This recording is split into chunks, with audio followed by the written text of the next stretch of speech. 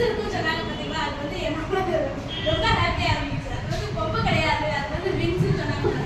உண்மையிலே அது பெரிய விஷயம், அது உண்மையும் கூட. நான் வந்து கிராமத்துலேருந்து வந்த போது தான் 12th தான் முடிச்சிருக்கேன். டெய்லரிங் கிளாஸ் கற்றுக்கிட்டேன். அப்போ மேரேஜ் ஆனதுக்கப்புறம் தான் கற்றுக்கிட்டேன், குழந்தைங்க தான் கற்றுக்கிட்டேன். டெய்லரிங் வந்து சொல்லித்தர முடியும் அப்படிங்கிற ஒரு கான்ஃபிடென்ட் எனக்குள்ளே இருந்ததில்லை. ஒரு 10 பேருக்கு நம்மளால கிளாஸ் எடுக்க முடியும் அப்படின்னு எனக்கு தோணுதில்லை.